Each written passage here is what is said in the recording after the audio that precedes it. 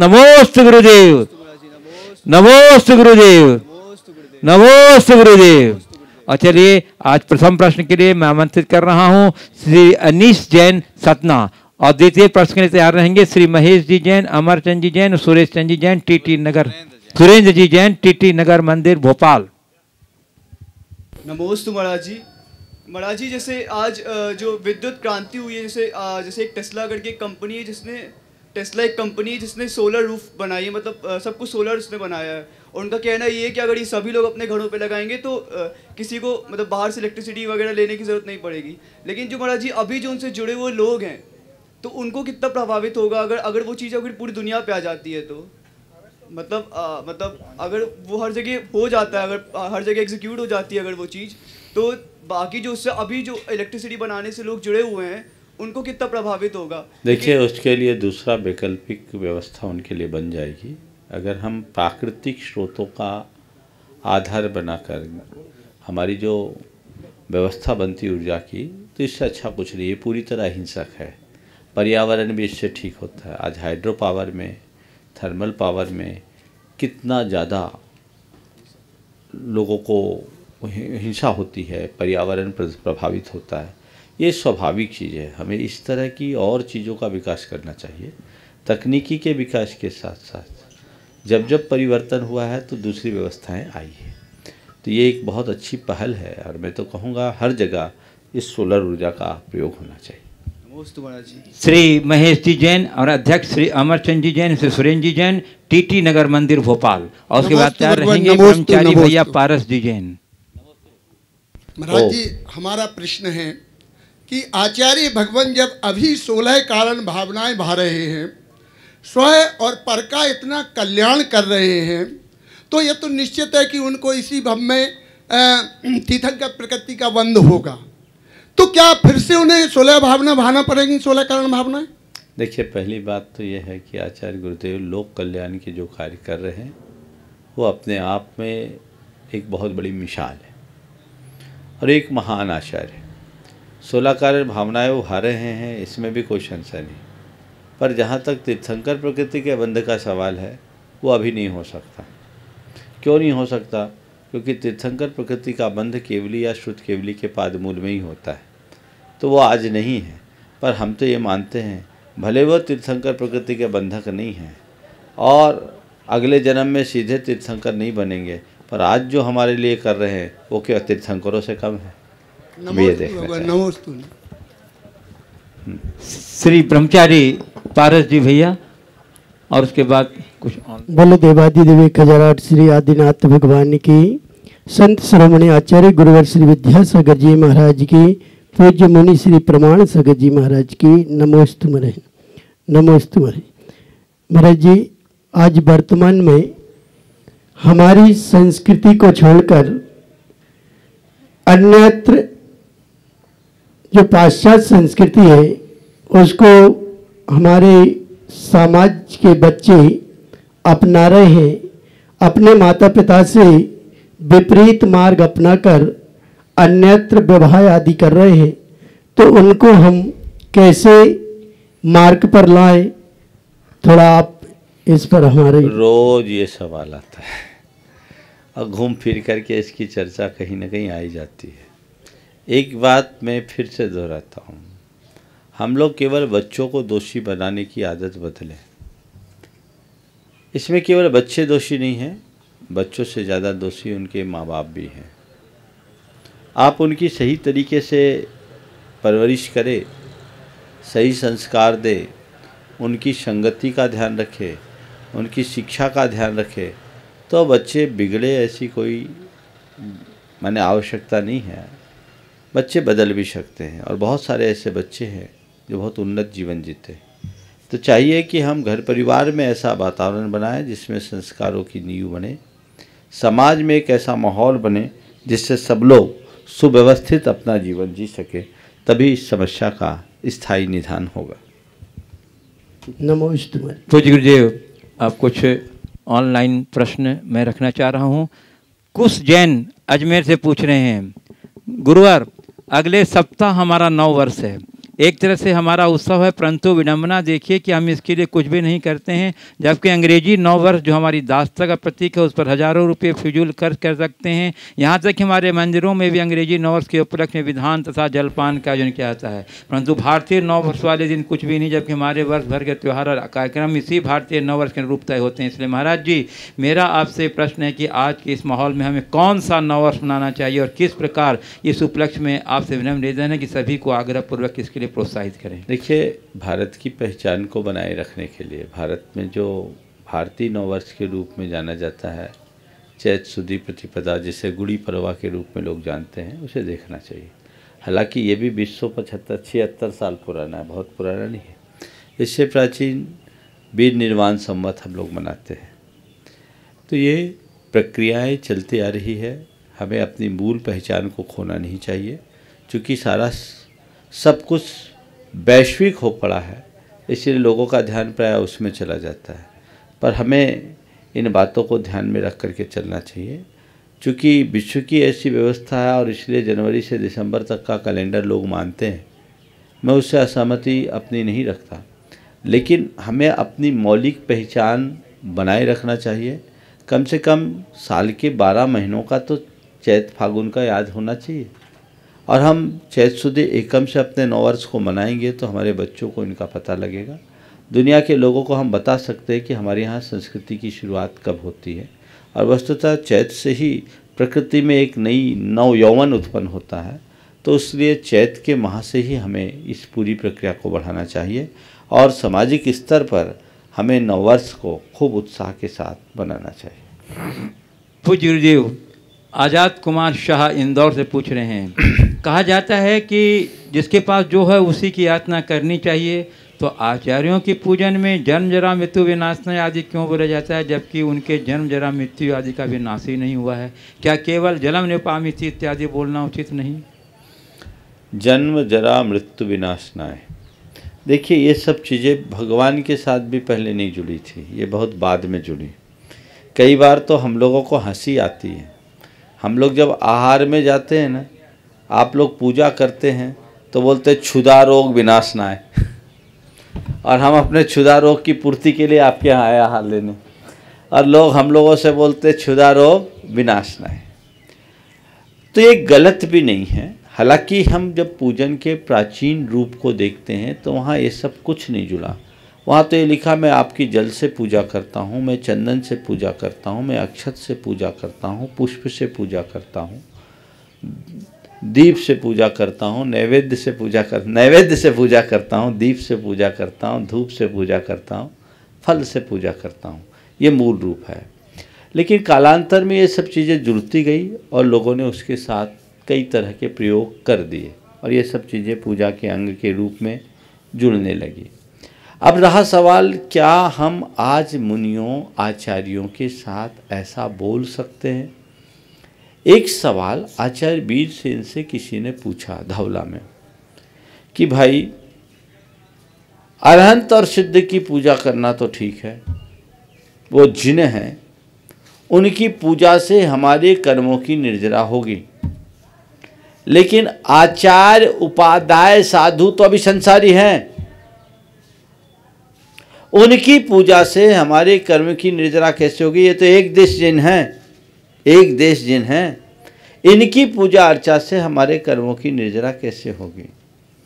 आचार्य भगवान ने जो जवाब दिया, मैं समझता हूँ इनके सवाल का यही जवाब होना चाहिए। उन्होंने कहा, देखो भाई, अग्नि की लौ चीज़ों को जलाती है, तो जो अग्नि की ज्वाला या लौ में दाहकता है, वही दाहकता अग्नि की चिंगारी में भी है कि नहीं? लौ अगर या ज्वाला ईंधन को जलाती है तो चिंगारी भी जला सकती है, क्योंकि उसमें दाहकता का गुणधर्म है। ठीक है, चिंगारी छोटी होती है, पर कभी कभी एक चिंगारी पूरी बस्ती को खाक में बदल देती है। तो बस इतना ही अंतर, अरहंत और सिद्ध तो ज्वाला है हमारे कर्म को जलाने के लिए, और आचार्य उपाध्याय साधु चिंगारी है जो कर्म की ईंधन को भस्म करते हैं, और उससे हमारे जीवन का कल्याण होता है। तो आपने पूछा आचार्य उपाध्याय साधु के लिए हम जन्म जरा मृत्यु विनाशनाय या क्षुधा रोग विनाशनाय आदि का प्रयोग करें, ये इनके विनष्ट नहीं हुए, इनके विनाश करने के मार्ग में लगे हैं। इसलिए इस अभिप्राय से इनके लिए ऐसे शब्दों का प्रयोग करने में कोई अत्युक्ति नहीं। पूज्य गुरुदेव, नीरज जैन जबलपुर से पूछ रहे हैं, अपनी वैल्यू कैसे बढ़ाई जाए ताकि अपनी कोई बात की वैल्यू बढ़ जाए और परिवार में उस बात का मान रखा जाए। अपनी वैल्यू कैसे बढ़ाएं जिससे अपनी बात की वैल्यू बढ़ जाए, परिवार में मान रखा जाए। बस एक ही उपाय है, कम बोलना शुरू कर दो। वहीं बोलो जहाँ ज़रूरत है, बिना ज़रूरत के बोलो मत। 10 गलती पर एक बार बोलो, एक गलती पर 10 बार बोलना बंद कर दो, तुम्हारी वैल्यू बढ़ जाएगी। बार बार बोलोगे तो कहेंगे ये तो बकबक करते रहता है, कम बोलोगे तो दम रहेगी, और बकोगे तो कहेंगे ये तो बकने वाले हैं। चलिए। पूज्य गुरुदेव, श्रीमती माला जैन बांसवाड़ा राजस्थान से पूछ रही हैं, महाराज श्री आपने कई बार बताया कि बालों की विग लगाकर मंदिर नहीं जाना चाहिए, पूजा पाठ नहीं करना चाहिए, आचार्य महाराज जी को आहार भी नहीं देना चाहिए, जहाँ तक हो सके विग लगाना ही नहीं चाहिए, इससे पाप का दोष लगता है। महाराज श्री इस संबंध में मेरा प्रश्न ये है कि मेरी बेटी उन कैंसर पीड़ित महिलाओं के लिए जिनके बाल कैंसर के इलाज और कीमोथेरेपी के दौरान झुड़ जाते हैं, जिससे महिलाएं ग्लानि महसूस करते हुए अपने आप को समाज से अलग थलग महसूस करती हैं, उनके लिए दूसरी महिलाओं से अपने बाल दान करने हेतु प्रेरित कर उन बालों से उनके लिए विग बनवाकर उन्हें मुफ्त में वितरण करवाती हैं। उसने गत 6 माह में अभी तक उससे स्वयं सहित 30 महिलाओं को बाल दान कराकर विग वितरित करते हैं। महाराज श्री क्या मेरी बेटी को इस काम से पाप का बंद होगा या उसे करना चाहिए? बेटी को बोलो कि ऐसी कैंसर पीड़ित महिलाओं को बाल दान देने की जगह ऐसी महिलाओं को ऐसा मोटिवेशन दे कि वो कैंसर जैसी बीमारी से लड़ने की सामर्थ्य अपने भीतर विकसित कर सके, उसे सह सके और उनकी चिकित्सा के लिए कुछ कराओ। ये कार्य ज़्यादा रचनात्मक है। बाकी इस तरह के कार्यों में क्या होगा, उनको उस बीमारी को स्वीकारना होगा और बीमारी के साथ लड़ने की ताकत अपने भीतर पैदा करना होगा। हमारे लिए ग्लानि का अनुभव करने से क्या होगा, बीमारी तो किसी को कभी भी हो सकती है। हमें बीमारी से जूझने का, लड़ने का जज्बा होना चाहिए और वो अगर इस तरह का कार्य करे तो वो ज़्यादा उपयोगी होगा। पूज्य गुरुदेव, अंतिम ऑनलाइन कुछ प्रश्न है। नीरज सेठिया अयोध्या उत्तर प्रदेश से पूछ रहे हैं, गुरुदेव यह प्रश्न मेरे चाचा जी प्रोफेसर विजय जैन अयोध्या से है कि मनुष्य और मोक्ष के बीच की दूरी कितनी है और इसे कैसे पूरा किया जा सकता है? मनुष्य और मोक्ष के बीच की। गुरुदेव से किसी ने पूछा, महाराज संसार मार्ग और मोक्ष मार्ग में क्या अंतर? गुरुदेव ने बहुत छोटा सा और सधा हुआ उत्तर दिया, बोले कुछ नहीं है, जिधर मुंह है उधर पीठ कर लो और जिधर पीठ है उधर मुंह कर लो। क्या बोला? जिधर मुंह है उधर पीठ कर लो और जिधर पीठ है उधर मुंह कर लो। मनुष्य और मोक्ष में इतनी दूरी है। आसक्ति संसार है और विरक्ति मुक्ति।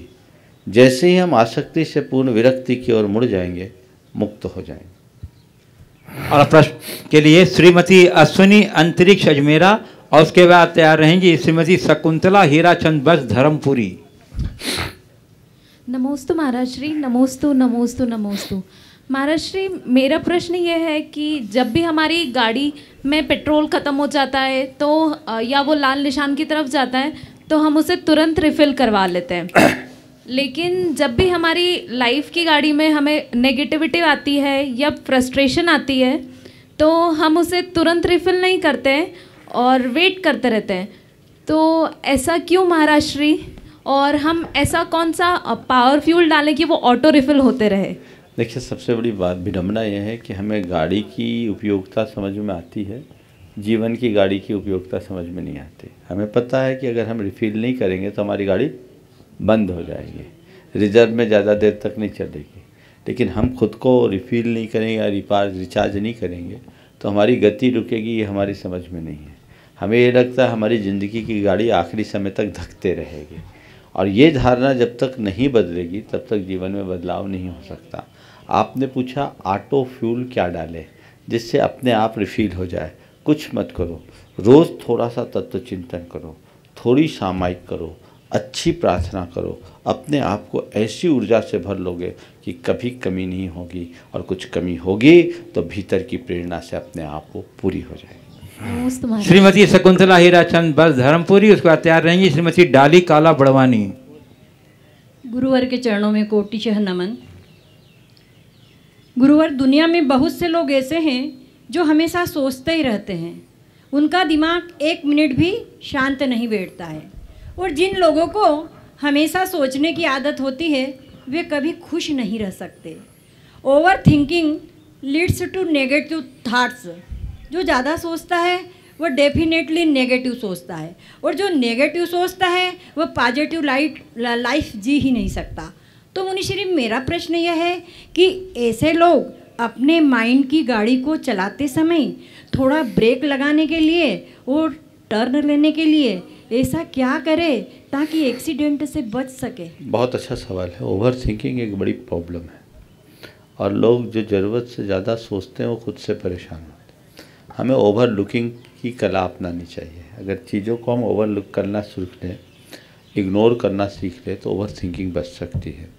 ओवर थिंकिंग से बचने के लिए भावना योग भी बहुत एक अच्छा उपाय है। ज़्यादा हम जो सोचते हैं तो अपने विचारों की समीक्षा करके यदि हम अपनी निंदा ग्रह करते हैं, अपनी आलोचना करते हैं, तो हमारे अंदर से अधिक सोचने की प्रवृत्ति बच सकती है।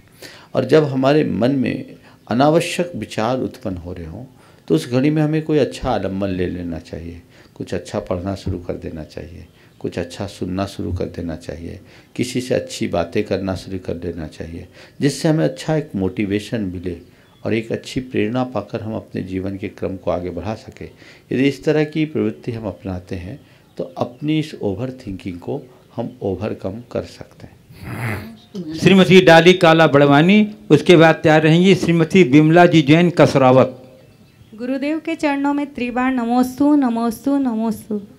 गुरुदेव, सुना है देखने वाला नहीं सुनने वाला ज़्यादा दुखी या सुखी होता है। तो गुरुवर, जब तक हम देखेंगे नहीं तो सोचेंगे क्या?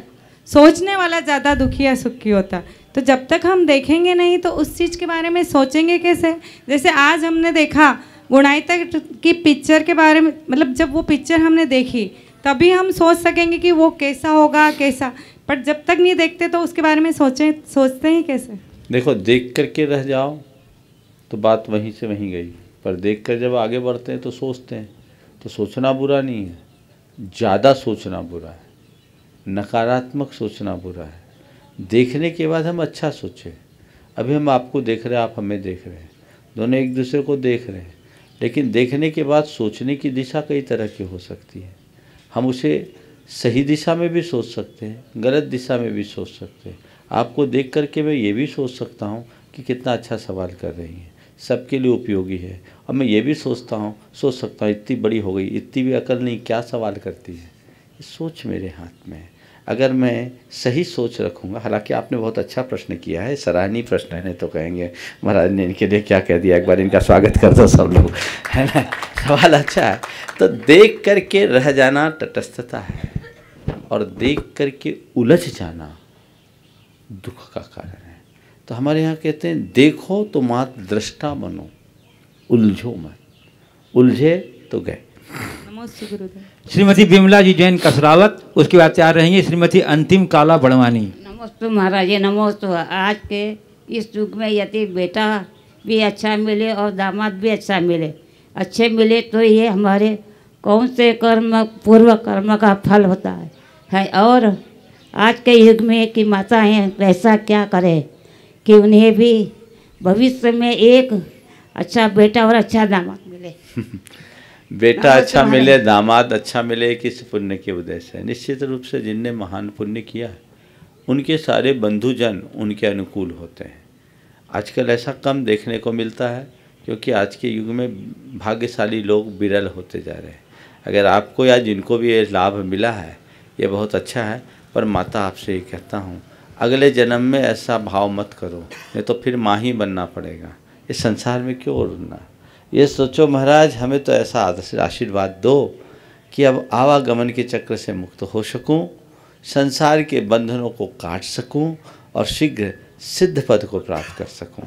तो संसार का चक्र है, जो स्वार्थ का चक्र है, आज तुम्हारे अनुकूल है तो तुम्हारे बेटे तुम्हें श्रवण कुमार दिख रहे हैं, तुम्हारे दामाद तुम्हारे लिए अपने दिख रहे हैं, थोड़े प्रतिकूल हो जाए तो कब क्या हो जाए। सब मतलब का संसार है। अपने कर्तव्य की पूर्ति और कर्तव्य का पालन यही हमारे हाथ में है, पर बाकी संसारिक प्रपंचों में उलझना कतई समझदारी नहीं। श्रीमती अंतिम चरणों में नमोस्तु, श्रीमती अंतिम काला बड़वानी, उसके बाद मास्टर अर्क जैन अजमेरा। ये शरीर जो 5 तत्व से मिलकर बना है, आकाश, वायु, जल, अग्नि आदि, परंतु आत्मा की उत्पत्ति कैसे हुई? बिना बीज के अंकुर नहीं निकलता, तो क्या आत्मा एक ही निमित्त है क्या? देखिए, पंचभूत की चर्चा अपने पृथ्वी, जल, अग्नि, वायु और आकाश, ये पंच तत्व है। ये शरीर की उत्पत्ति, आत्मा की नहीं। आत्मा की उत्पत्ति होती तो हम कह सकते थे कि आत्मा की उत्पत्ति हुई। आत्मा अनादि से है, और जो अनादि से है, जो कभी उत्पन्न ही नहीं हुआ, उसके विनष्ट होने की कोई बात नहीं। शरीर उत्पन्न होता है, शरीर विनष्ट होता है, आत्मा अजर, अमर, अविनाशी। मास्टर अर्क जैन अजमेरा बड़वानी, उसके बाद तैयार रहेंगे श्रीमती ज्योति बोहरा जैन अंजड़। नमोस्तु महाराज जी। जैसे राजा ने आटे की मुर्गी बना के काटी थी तो वो नरक में गए, वैसे हाथी के ऊपर दीपक रख के आरती उतारेंगे तो पाप नहीं लगेगा? बहुत बारीक दृष्टि इस बच्चे की है। कहाँ देखा आपने हाथी के ऊपर आरती उतारने वाला दीपक? वो विधान में कर रहे। विधान में देखा। देखिए, आजकल कुछ लोग आरती की थाल का प्रयोग इस तरीके से कर रहे हैं, हाथी के ऊपर दीप जला रहे। अब ये क्यों चला ये मुझे नहीं मालूम, लेकिन आज इस बच्चे ने इस गंभीर विषय पर हमारा ध्यान आकृष्ट किया है। सचेतन प्राणी आरती करे ये चलेगा, लेकिन उसके ऊपर थाल रख करके आरती करने का औचित्य, बहुत गंभीर बात पर इस बच्चे ने ध्यान आकृष्ट किया और सबको विचार करना चाहिए। हमारे यहाँ तो ये तक कहा है कि किसी सचेतन वस्तु पर चित्र, किसी जीव का चित्र हो तो उस पर बैठो तक नहीं। तो हाथी के ऊपर आप दीप जला रहे हो, हाथी आरती तो कर नहीं रहा है। कायदे से आरती की थाल ही होनी चाहिए जो आरती के रूप में है, उस आरती के थाल से आरती करने का औचित्य है। लेकिन आजकल कुछ फैशन हो गया, कुछ नया नावेल्टीपन दिखाने के लिए लोग इनका प्रयोग करते हैं। हमारे सामने भी कई बार हुआ, कभी इस पर ध्यान नहीं गया, लेकिन आज इस बच्चे ने बहुत गंभीर बात पर सबका ध्यान आकृष्ट करा है। और मैं आप लोगों से चाहूँगा, आइंदे से आरती को केवल आरती की थाल के रूप में लीजिए जो परंपरागत तरीके से चलती थी। आजकल तो कई जगह चतुर्मास का कलश होता, मंगल कलश होता, उसको हाथी के ऊपर रख दिया। तो कलश है कि सजावट का सामान? कलश को कलश की भांति रखो। लोग उन्हीं में लग गए तो ये क्या चीज हो गई। यद्यपि गज को एक मांगलिक प्राणी के रूप में रखा गया है, लेकिन उसके ऊपर कलश रखने का क्या उचित? कुछ चीजें ऐसी है जिस पर लोग तर्क संगत विचार किए बिना अनुकरण कर लेते हैं, अंततः उसका परिणाम अनुकूल नहीं होता। तो हमें इन बातों पर गंभीरता से ध्यान देना चाहिए और इन्हें नहीं अपनाना चाहिए। श्रीमती ज्योति बोहरा जैन अंजड़, और उसके बाद तैयार रहेंगे श्री अंतिम मनीषा जैन अंजड़। गुरुवर के चरणों में त्रय बार नमोस्तु नमोस्तु नमोस्तु। गुरुवर, आजकल मंदिरों में धर्म को आधुनिकरण से जोड़ दिया है।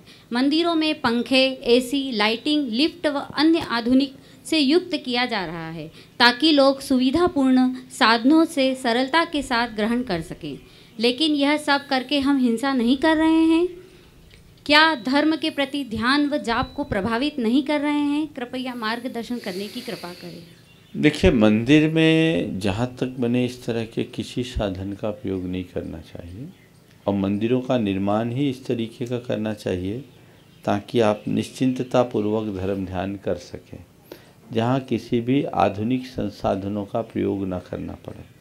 पुराने काल में मंदिर ऐसे बनते थे जो गर्मी में ठंडे होते थे और ठंड के दिनों में गर्म होते थे। यहाँ भी आप सामने के मंदिरों में चले जाइए, कितनी भी गर्मी हो वहाँ एक अलग ठंडक की अनुभूति हो। तो मंदिरों की संरचना ऐसी होती थी। आज कुछ लोगों का तर्क होता है कि मंदिर में बहुत ज़्यादा सफोकेशन हो, गर्मी लगे, या मच्छर खाए तो कैसे बैठेगा। तो मैं तो ये सलाह दूंगा कि मंदिरों का निर्माण ही ऐसा कीजिए कि इन संसाधनों का प्रयोग न करना पड़े। फिर भी आप ये प्रयोग करते हैं तो एक प्रकार की असाधना तो है ही, इस पर विचार होना चाहिए। नमस्ते गुरुदेव। गुरुदेव, आज मेरा प्रश्न मेरे नानाजी परिवार के एक शख्सियत को लेकर है। नाम है उनका डॉक्टर अरविंद पंचोलिया। ये और उनकी श्रीमती डॉक्टर विद्या पंचोलिया, ये दोनों मेरे मौसी के लड़के और भाभी है। इनकी शख्सियत इतनी बड़ी है कि इन्होंने कई मौक़ों पर हमारे परिवार के कई जनों की जान बचाई है। इसके अलावा लोग में भी इन्होंने कई लोगों की लाइफ सेव की है। महाराज जी, मेरा प्रश्न ये है कि इनकी व्यस्तता इतनी है कि ये लोक कल्याण काम तो बहुत करते हैं, परिवार के लिए तो बहुत अच्छा काम करते हैं और हम इनको देवता भी मानते हैं, लेकिन धर्म और धार्मिक क्रिया के लिए ये अपना समय नहीं निकाल पाते। इन जैसे और भी कई व्यक्ति हमारे समाज में हैं, तो महाराज जी ये इनके कौन से कर्म का ऐसा उदय है कि जो जन सेवा तो कर रहे हैं लेकिन धार्मिक कार्य नहीं कर पाते व्यस्तता कारण, और अगले भाव में इनका क्या परिणाम होना चाहिए? देखिए, सबसे पहले तो मैं कहूँगा कि किसी भी शख्सियत की बात आए तो सनाम उनका उल्लेख इस मंच से नहीं करा करो, उससे कई लोगों को बड़ी असुविधा हो जाती है और लोग इस प्रश्न का अभिप्राय भी कभी कभी दूसरा निकाल लेते हैं। आप संज्ञा की जगह सर्वनाम का प्रयोग करके भी काम चला सकते हैं और आपके माध्यम से मैं उन सब लोगों को बोलना चाहता हूँ। मैं भी अपने उपदेशों में बहुत कम लोगों का नाम लेता हूँ, सीधे सीधे हम दूसरे तरीके से इस सवाल को कर सकते हैं। बहुत सारे आपका प्रश्न चिकित्सक बंधुकों से है कि जो चिकित्सा के कर्म से अनेक लोगों की जान बचाते हैं पर धार्मिक क्रियाएं नहीं कर पाते। देखिए, धर्म एक बंधी बंधाई प्रक्रिया का नाम नहीं है। हर व्यक्ति अपने क्षेत्रकाल की स्थिति को देखते हुए अपने तरीके से धर्म कर सकता है। अगर वो इस तरह का कार्य करे तो वो भी धर्म ही है, केवल पूजा पाठ करने का नाम धर्म नहीं है। वस्तुतः धर्म की शुरुआत आत्मज्ञान से होता है। जिसे आत्मा और अनात्मा का वास्तविक बोध हो गया, जिसे अपने जीवन के मूलभूत सच्चाई का पता लग गया, वो व्यक्ति कहीं भी हो वो व्यक्ति धर्मी है। मैं कौन हूँ, मेरा क्या है, इसका पता लग जाए वो व्यक्ति धर्मी है।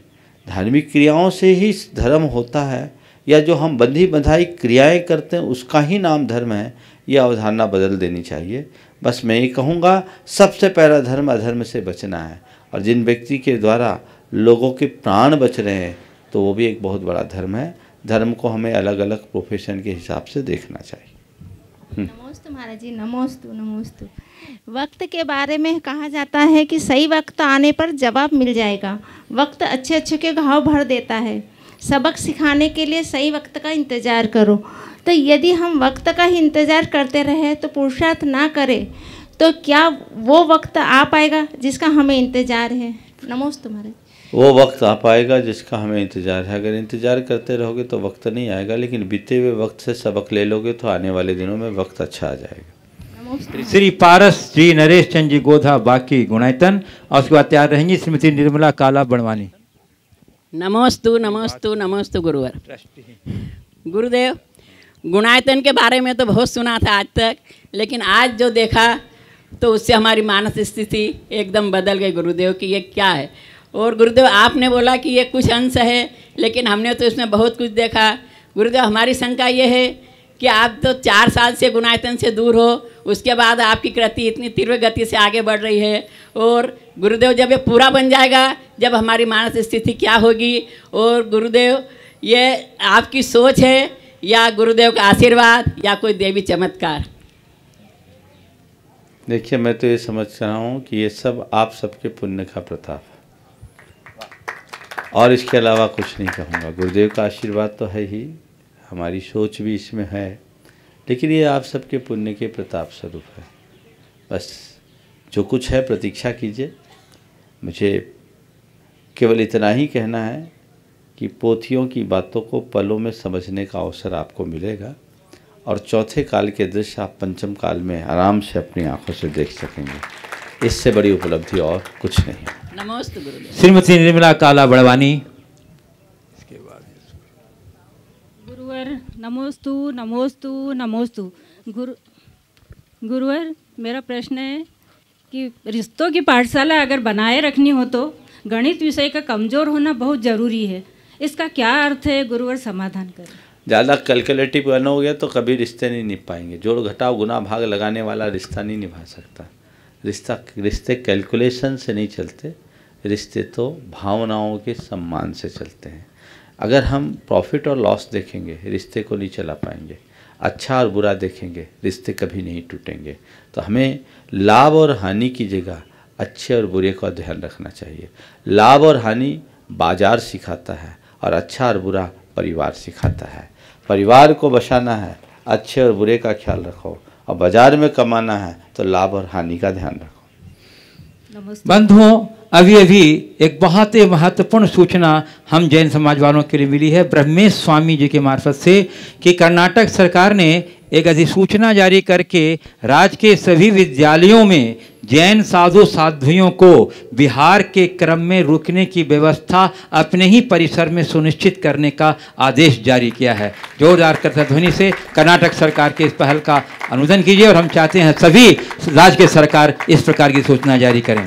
ओम, देखिए सरकार ने करना, यद्यपि साधु संतों के लिए तो पूरे देश में सारे स्कूल के द्वार खुले रहते हैं, लेकिन आज जो ये जानकारी आई मेरे पास भागचंद जी पहाड़िया के माध्यम से मैसेज आया था कि सारे सरकारी स्कूल और सरकार से अनुदान प्राप्त स्कूल, एडेड स्कूल्स में जैन साधुओं के लिए उनके दरवाजे खुले रहेंगे।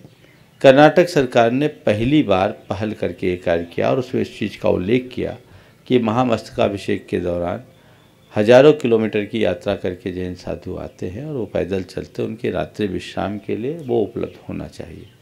ये जो भी सरकार ने किया है स्वागत योग्य कदम है, हमें उस सरकार की सराहना करनी चाहिए और देश के अन्य प्रदेशों की सरकार से भी इसका उदाहरण प्रस्तुत करते हुए इस बात को सुनिश्चित कराना चाहिए ताकि जैन साधुओं के बिहार में किसी भी प्रकार की बाधा ना आ सके। बंधुओं, इंदौर की एक संस्था है पीपल फॉर एनिमल्स जो जीव दया के क्षेत्र में बहुत ही अनुकरणीय महत्वपूर्ण काम कर रही है। वो रास्तों में या जहाँ तहाँ पड़े हुए घायल पशु पक्षियों को अपने चिकित्सालय में लाकर उनकी सेवा करते हैं, उनका इलाज करते हैं और उसके बाद उन्हें यथास्थान और यदि कहीं बाहर छोड़ने लायक नहीं होते हैं तो अपने ही चिकित्सालय में रखकर उसकी पूरी देखभाल करते हैं। वो उनके उस संस्था के अध्यक्षा श्रीमती प्रियांशु जैन और सेक्रेटरी शैलेंद्र सिंह चौहान पूज्य गुरुदेव का अपनी योजना के लिए आशीर्वाद देने आए हुए हैं। मैं उन्हें आमंत्रित कर रहा हूँ कि वो बात बताइए ना, बकरे वाला आपको नहीं बताया, वो बात मूल बोलिए। अभी ये लोग मेरे पास आए थे, आप बताइए संक्षिप्त शब्दों में। जी, अभी जो इंदौर से ये सूचना प्राप्त हुई थी कि इंदौर से 80 टन बकरे अरब कंट्रीज़ में यहाँ से इंदौर से एयरपोर्ट से सप्लाई करने हो रहे थे। तो हम लोगों ने उसका विरोध करने के लिए जितने भी महाराज जी हैं आज हम यहाँ पर आए हैं इनसे एक लेटर लेने, सपोर्टिंग लेटर। वैसे विद्यासागर जी महाराज जी के पास हम गए थे परम पूज्य, तो ऐसे सब महाराज जी के पास जाकर हम उनसे सहयोग प्राप्त करना चाहते हैं कि ऐसा भविष्य में, अभी तो ये चीज़ को रोका है ऐसा बताया जा रहा है पर अभी फाइनल नहीं हुआ है कि मतलब ये चीज़ रुक गई है, ये आगे फिर हो सकती है। तो हम इसकी पहले से तैयारी करना चाहते हैं कि आगे भी सरकार इस बारे में ना सोचे और ऐसा हिंसक कार्य इंदौर जैसे शहर या इंदौर के आसपास या पूरे भारत में ना हो, ऐसी सुविधा हम लोग ऐसे इकट्ठा होकर ये कार्य कर सकें। तो उसके लिए हम सभी महाराज जी से प्रार्थना करते हैं और सभी पूरे जैन समाज से और बाकी सभी समाज से प्रार्थना करते हैं कि ऐसा कोई भी कार्य अगर हो तो आप लोग सब एकजुट रहें। बहुत सुंदर, ये बहुत अच्छी पहल है और समाज की जागरूकता का ये सुपरिणाम है कि सरकार ने तत्काल तो इस योजना को स्थगित कर दिया। वस्तुतः ये जो भी योजना है बड़ी निंदनीय योजना है। भारत जैसे देश से पशुओं को कत्ल के लिए जहाज के द्वारा भेजा जाना एक घोर अमानवीय कृत्य है, हमारी संस्कृति के विरुद्ध है। हमें इसकी घोर निंदा करनी चाहिए और समाज को जागरूक होकर के सरकार को इस बात के लिए एकदम सावधान करना चाहिए कि भारत इतना दरिद्र नहीं है कि वो अपने पशुधन को दूसरों की मांस खाने के लिए इस तरह से बेचें, वो बेजुबान है, बेजान नहीं। हमें उनके प्रति पूर्ण हमदर्दी और सहानुभूति रखनी चाहिए और यहाँ जहाँ कहीं भी इस तरह की बात हो उसका पुरजोर विरोध के साथ रोकना चाहिए। पीएफए एक अच्छी संस्था है जो इस तरह के कार्य को बहुत आगे बढ़ावा दे रही है। मेरा उसके लिए आशीर्वाद है और समाज से मैं कहूँगा जितने भी अहिंसा पर आस्था रखने वाले लोग हैं, जहाँ कहीं भी इस तरह के कृत्य हों, पूरी ताकत से उसका विरोध करे और समाज में एक ऐसा वातावरण बनाए कि सर्वत्र अहिंसा की प्रतिष्ठा हो।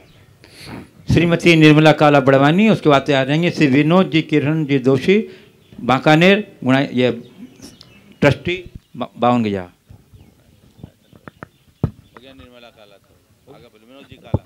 श्री विनोद जी किरण जी दोषी बांकानेर, और उसके बाद तैयार रहेंगे प्रोफेसर एस सेठी बड़वानी। नमस्ते महाराज जी। देवेंद्र जैन इंदौर। महाराज जी, आपकी शंका समाधान को सुनकर उन्होंने सीट बेल्ट बांधने की प्रेरणा ली थी और वो नियम लिया था जिसकी वजह से एक मेजर एक्सीडेंट हुआ उनका और उनके प्राण बच गए। महाराज जी, ये शंका समाधान में आपसे उन्होंने प्रेरणा ली थी और आज उन्होंने के प्राण बच गए, उन्होंने आपके प्रति कहते क्या जाहिर किए। महाराज जी सवाल। नमस्ते महाराज जी। बोलो। ठीक है। हाँ, नमोस्तु महाराज जी, नमोस्तु महाराज जी, महाराज जी, क्वेश्चन कई बार आ चुका होगा शायद, पर मेरी कुछ शंका है इसमें। महाराज जी, एक सूत्र है, देखो जानो और जाने दो। तो महाराज जी, इस सूत्र को हम अपने जीवन में वाणी संयम और प्राणी संयम में कैसे घटित करें, कृपया समाधान कीजिए। देखो, जानो और जाने दो, बस। अगर भेद विज्ञान को हम ध्यान में रखें, वीतरागता को अपने जीवन का आदर्श बनाए, तो हम चीज़ों के साथ तटस्थ रह सकते हैं और हम केवल ज्ञाता और दृष्टा बन करके चीज़ों को इग्नोर करने की क्षमता रख सकते हैं। अगर ये चीज़ें आई तो सर्व प्रकार का संयम हमारे जीवन में आ सकता है, वाणी का भी और प्राणी का भी। संयम का यही आधार है। वीतरागता जहाँ है वहाँ संयम आएगा ही आएगा। हमें अपने अंदर की वृत्ति को इस तरह से उद्घाटित करना चाहिए जिससे हमारे अंदर इस तरह का कोई दुष्प्रभाव ना आए। महाराज जी, प्रश्न है कि हमारे कपड़ों का जो मल है वो साबुन से निकाल देते हैं, घर का मैल झाड़ू से निकाल देते हैं, बर्तन का मैल पाउडर से साफ कर देते हैं, पर महाराज जी मन के अंदर जो मैल है उसको कैसे साफ करें? प्रतिक्रमण से साफ करो। चलो। प्रोफेसर एस सेठी बड़वानी, उसके बाद तैयार रहेंगे। देखिए, अभी आपने जिस देवेंद्र की तरफ से कृतज्ञता ज्ञापित की, उसने आज ही सुबह संदेश भी पहुंचाया था कि मैं बच गया। पहले सीट बेल्ट नहीं बांधता था, बांधना तो मेरी भयंकर एक्सीडेंट हुई, लेकिन बच गया। मैं आप सबसे कहूँगा, आप लोग पढ़े लिखे लोग, आपको अपनी सुरक्षा के लिए खुद जागरूक होना होगा। भारत में लोग अगर वाहन चलाते समय सुरक्षा के प्रावधानों का प्रयोग करें तो सड़क दुर्घटना में होने वाली मौतों की संख्या आधी से भी कम हो। ना आप लोग टू व्हीलर में कोई सावधानी रखते हैं, ना फोर व्हीलर में। 2 पहिया या 4 पहिए वाले वाहन में जब भी आप चले, आप अपनी सुरक्षा करें। एक संकल्प ले, हम गाड़ी में टू व्हीलर पर चलेंगे तो बिना हेलमेट के चलाने वाले और बैठने वाले दोनों नहीं चलें, और गाड़ियों में चलेंगे तो आप भी वहाँ अपनी सीट बेल्ट का इस्तेमाल करेंगे ताकि आप सुरक्षित रहें। अपने जीवन की सुरक्षा के प्रति तो सबको सजग रहना ही चाहिए। प्रोफेसर एस सेठी बड़वानी, उसके बाद तैयार रहेंगे श्री राजेश जी अजमेरा, ट्रस्टी 52 गजा क्षेत्र बड़वानी। नमोस्तु महाराज श्री, नमोस्तु नमोस्तु नमोस्तु महाराज श्री। बोलो। रिश्तों के संबंधों को हाथ और आँख जैसा कैसे बनाए कि हाथ में चोट लगे तो आँख से आंसू आ जाए और आँख से आंसू आए तो सबसे पहले हाथ उसे पोंछने उठ जाए। बहुत सुंदर। रिश्तों के संबंधों को हाथ और आँख जैसा कैसे बनाए कि हाथ में चोट लगे तो आँख में आंसू आ जाए और आँख में आंसू आए तो हाथ पोंछने के लिए चले जाए। बस कुछ नहीं करो, माइंड को एक्टिव रखो। हाथ कब उठता है? जब माइंड काम करता है, समझ गए? और माइंड कब काम करता है? जब हमारा रज्जु तंत्र पूरा ठीक रहता है, स्नायु तंत्र ठीक रहता है। तो बस हमारे पूरे के पूरे न्यूरो सिस्टम को अगर हम ठीक रखते हैं तो शरीर के किसी भी भाग में पीड़ा होती है तो पूरा शरीर उसके साथ हो जाता है। जब घर के तंत्र को, परिवार के तंत्र को अगर हम ठीक रखेंगे, कहीं भी पीड़ा होगी पूरा शरीर उसके साथ आगे आ जाएगा। तो हम उस तंत्र को ठीक करने की कोशिश करें। अगर हमारा तंत्र खराब होगा तो हम कभी ठीक नहीं हो सकते। नमस्कार श्री राजेश जी।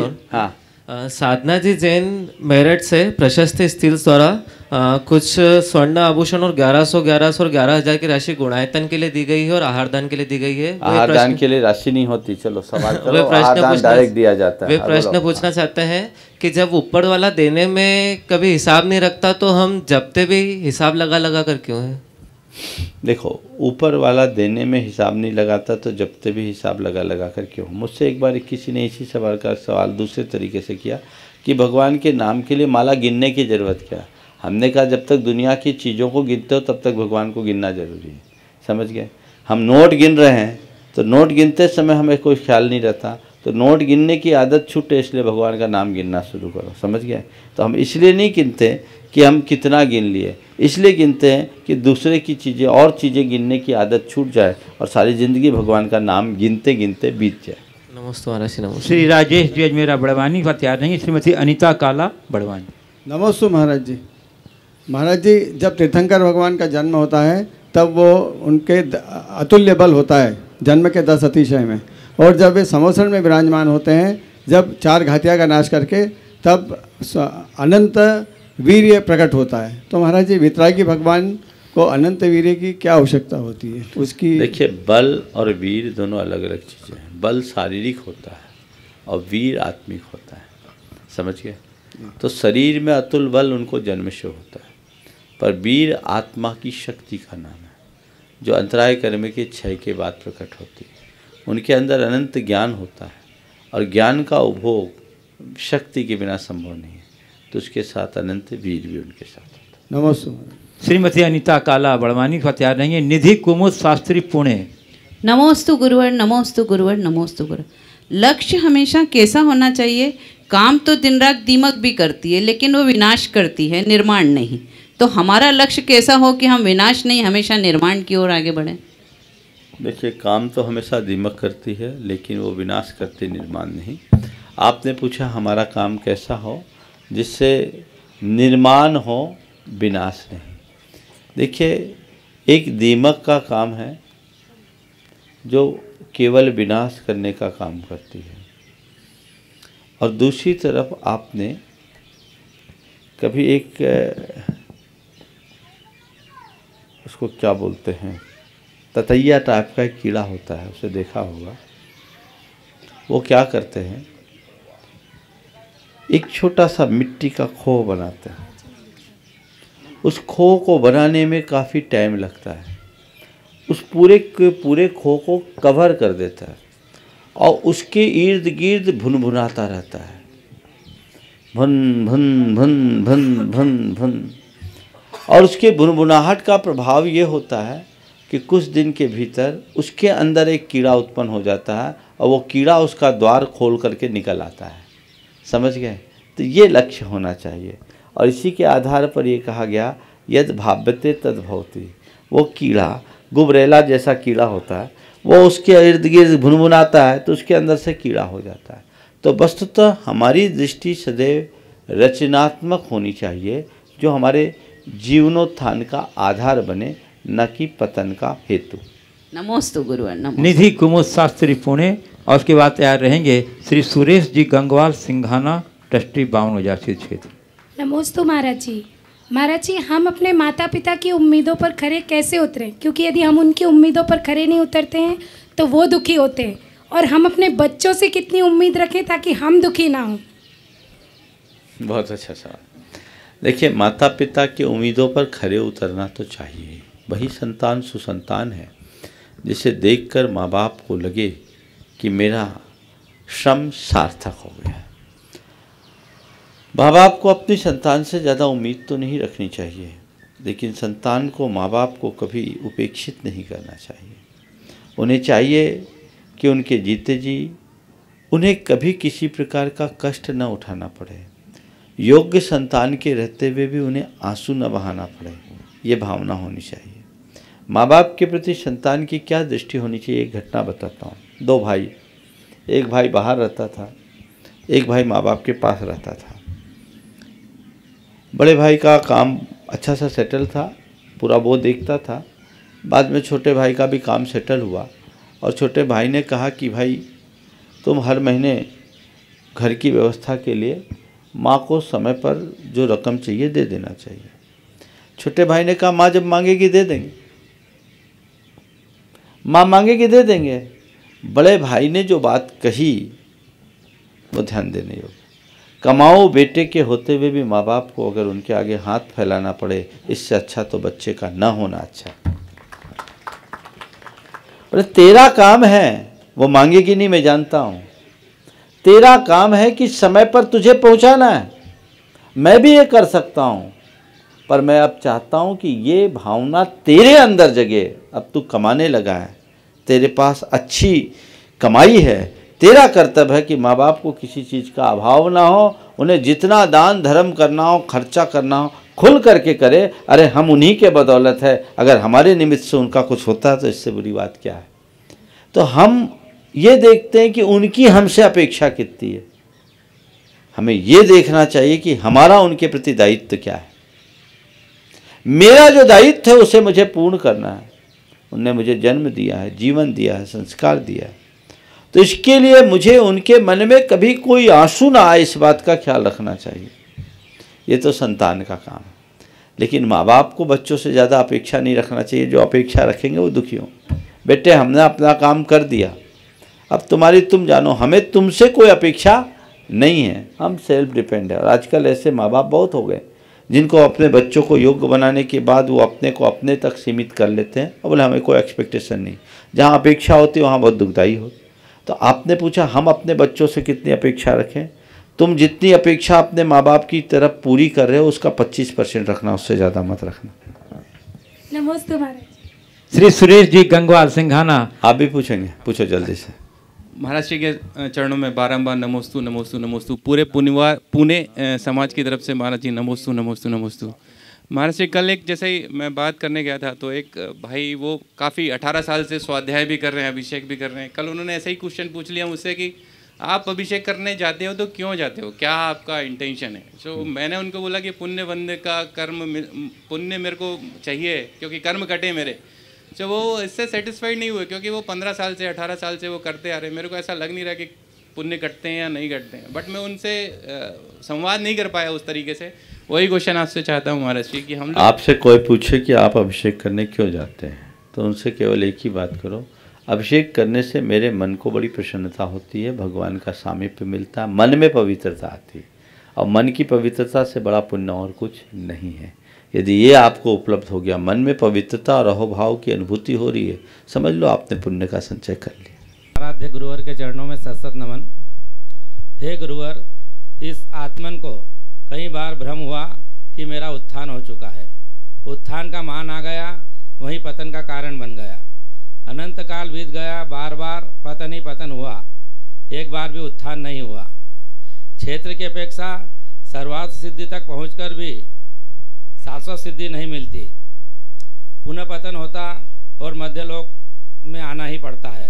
तो गुरुवर, मेरी जिज्ञासा है कि उत्थान की कौन सी ऐसी परिभाषा है जो कर्मों की सत्ता को मिटाकर सिद्ध दशा को प्राप्त करने में सहायक बने। बस मान को गिरा दो, ऐसा उत्थान होगा जो कभी पतन नहीं हो। समझ गए? और वो तब होगा जब हमारे अंदर आत्मज्ञान होगा। वस्तुतः संसार का हर उत्थान पतन के साथ जुड़ा हुआ है। उत्थान पतन के इस चक्र को जानकर जो व्यक्ति सावधान हो जाता है उसका मान गल जाता है और ज्ञान के बल पर परम उत्थान को प्राप्त करता है। नमस्ते। श्रीमती मीना जैन अंजड़ और उसके बाद तैयार रहेंगी श्रीमती नीलिमा रत्नेश पहाड़िया बड़वानी। नमोस्तु महाराज जी, नमोस्तु नमोस्तु नमोस्तु। जीवन गणित है, सांसें घटती है, अनुभव जुड़ते हैं, अलग अलग कोष्ठकों में बंद हम बुनते रहते हैं समीकरण, लगाते रहते हैं गुना भाग, जबकि अंतिम सत्य तो शून्य है। समाधान कीजिए। बस ये शून्य को समझ लो तो गणित ही छूट जाएगा। मुश्किल मनुष्य के साथ यही है कि कि उस अंतिम सत्य को अंतिम समय तक झुटलाने की कोशिश करता है। काश लोगों को पता लग जाए कि अंत तो सब शून्य है, तो फिर कुछ ज़्यादा कहने की ज़रूरत नहीं। श्रीमती नीलिमा रत्नेश पहाड़िया बड़वानी, उसके बाद तैयार रहेंगे श्रीमती आशिता जैन बड़वानी। नमोस्तु महाराज, नमोस्तु नमोस्तु नमोस्तु। महाराज, वैसे तो मैं कंप्यूटर इंजीनियर हूँ बाय प्रोफेशन, बट अभी मैं गृहिणी बन गई हूँ। तो गृहिणी होने के नाते मैं किस प्रकार गृहस्थ उचित उत्तरदायित्व का निर्वहन करूँ ताकि मेरा जीवन सुंदर बन सके। देखिए, बहुत अच्छी बात है कि कंप्यूटर इंजीनियर बनने के बाद भी आप एक गृहिणी बन करके अपने आप को गौरवान्वित महसूस कर रही हो। खुश हो कि नहीं, पहले तो ये बता दो। बहुत खुश हूँ। अपनी खुशी से चुना है कि सास ससुर के दबाव से? खुशी से ही चुना। बहुत सुंदर, ये एक अच्छी प्रेरणा है, लोगों को जानना चाहिए। दूसरी बात, आपने पूछा है कि मैं अपने गृहस्थोचित कर्तव्यों का और दायित्वों का निर्वाह किस तरह से करूं जिससे जीवन सुंदर बन सके। मैं तो आपको कंप्यूटर की भाषा में समझाता हूं। कंप्यूटर में आप लोग जब काम करते हैं, बहुत सारे सॉफ्टवेयर्स होते हैं और सॉफ्टवेयर्स होते हैं, उनकी अलग अलग फाइलिंग करते हैं। उसमें जो भी आपके डेटाज होते हैं उसको आप फाइल करते हैं। सब सॉफ्टवेयर को सबसे पहले आप किससे बचाते हो? वायरस से बचाते हैं ना। फिर जो फाइलिंग करते हैं उसको कैसे रखते हो? अलग अलग फाइल को सिलसिलेवार बनाते हो और पूरी तरह से जब जो फाइल चाहिए वही फाइल खोलते हो। एक फाइल की चीज़ दूसरे फाइल में घुसाते हो क्या? नहीं करते ना। तो जैसे कंप्यूटर में रहने वाले तथ्यों को आप व्यवस्थित रखते हो और वायरस से बचते हो, वैसे ही अपने जीवन में घर गृहस्थी के कार्यों को व्यवस्थित तरीके से करना शुरू करें और उन सारे बाधक कारणों से बचे जो आपको अव्यवस्थित करता है। अगर इतना आपने कर लिया, जीवन सुंदर बन जाए। श्रीमती आशिता जैन बड़वानी, उसके बाद तैयार रहेंगी निधि ऋषभ दोषी बड़वानी। नमोस्तु नमोस्तु नमोस्तु महाराज जी। मैं अभी नई बहू बनकर एक परिवार में आई हूँ। महाराज जी, कृपया मुझे मेरी जैसी सभी बहुओं को कृपया इस पंक्ति का अर्थ विस्तार से समझाइए कि परिवार वालों का हाथ पकड़कर चलोगे तो दूसरों के पैर पकड़ने की नौबत नहीं आएगी। बहुत अच्छा वाक्य है। परिवार वालों का हाथ पकड़ करके चलोगे तो दूसरों की पैर पकड़ने की नौबत नहीं आएगी। मैं तो ये कहता हूँ, ये सीख हर बेटी को, हर माँ को देना चाहिए। अगर विदाई के समय ऐसी सीख दी जाए तो कोई भी बेटी अपने ससुराल से बीच में कभी नहीं लौटेगी। वहाँ से जब भी वो जाएगी तो पूर्ण सम्मान के साथ ही जाएगी, बीच में लौटने की नौबत नहीं आएगी। वस्तुतः हमें मानसिक रूप से अपने आप को तैयार करना चाहिए कि मेरा घर अब वही है और मेरे लिए जो कुछ है वो वही है और मुझे सबसे पहली प्राथमिकता और महत्व उसे ही देना है। यदि ये बात हमारे मानस में अंकित हो जाए तो फिर हमें कहीं किसी दूसरे की शरण में जाने की ज़रूरत ही नहीं होगी। लेकिन मुश्किल आजकल ये है कि लोग अपनों से दूर होते हैं, गैरों को अपनाना शुरू कर देते हैं, नतीजा फिर वो कहीं के नहीं रहते। निधि ऋषभ दोषी बड़वानी, उसके बाद तैयार रहेंगी श्री महावीर अर्चना जैन बड़वानी। महाराज जी के चरणों में त्रिवार नमोस्तु नमोस्तु नमोस्तु। मेरा प्रश्न है, मनुष्य जीवन में सर्वोत्तम कुल जैन कुल पाकर हम ऐसा क्या करें कि वह भी सर्वोत्तम हो जाए? देखो, जैन कुलोचित कर्तव्यों का पालन करो, कुलाचार का दृढ़ता से पालन करो। ऐसा कोई काम मत करो जो जैन कुलाचार के विरुद्ध हो। जीवन अपने आप सर्वोत्तम हो जाए। श्री महावीर अर्चना जैन बड़वानी, पर तैयार रहेंगी श्रीमती रेखा संजय सिंघई गढ़ा कोटा। नमोस्तु महाराज जी, नमोस्तु। बरसलाय परिवार की तरफ से आपको त्रिवार नमोस्तु। महाराज जी, एक बार प्रवचन सुन रहा था मैं, तो प्रवचन के दौरान पूजा जो की जाती है सभी भगवानों की, और पूजा में जो क्रम रहता है, जल पहले चढ़ाते हैं, फिर चंदन चढ़ाते हैं, फिर अक्षत पुष्प। तो महाराज जी प्रवचन में महाराज जी बता रहे थे इसका कि क्यों चढ़ाते क्रम से, और तो महाराज जी वो प्रवचन बंद हो चुका था।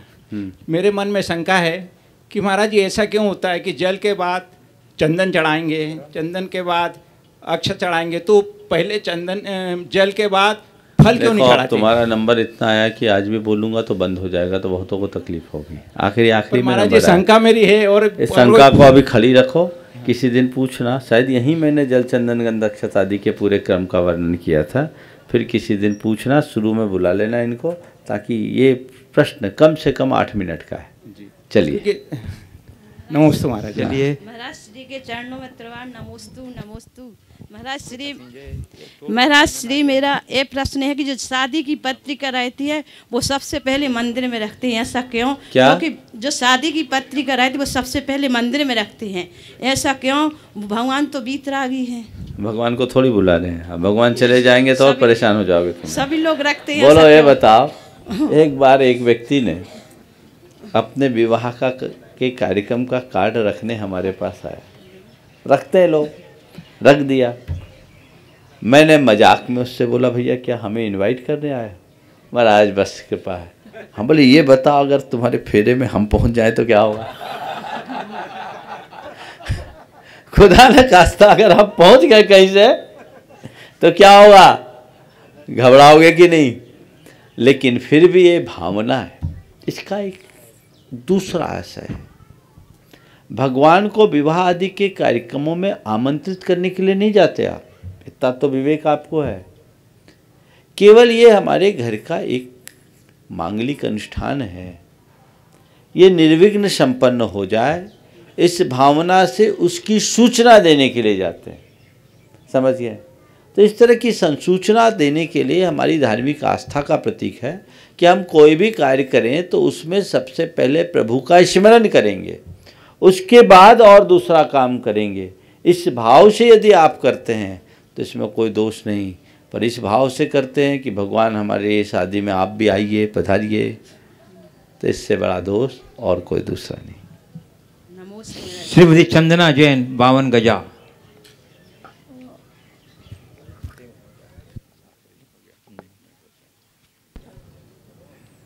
नमोस्तु महाराज जी, नमोस्तु महाराज जी, नमोस्तु महाराज जी। विश्वास एक बहुत बड़ी चीज़ है ऐसा कहते हैं, तो क्या विश्वास पैसों से खरीदी जा सकती है? और खरीदी जा सकती है तो कैसे? जो खरीदी और बेची जाए उसका नाम विश्वास नहीं। विश्वास जगाया जाता है, विश्वास कमाया जाता है, विश्वास बढ़ाया जाता है, विश्वास बनाया जाता है। तो विश्वास पैसों से नहीं होता। हाँ, जिनका पैसों पर विश्वास हो भरोसे के लायक नहीं होते।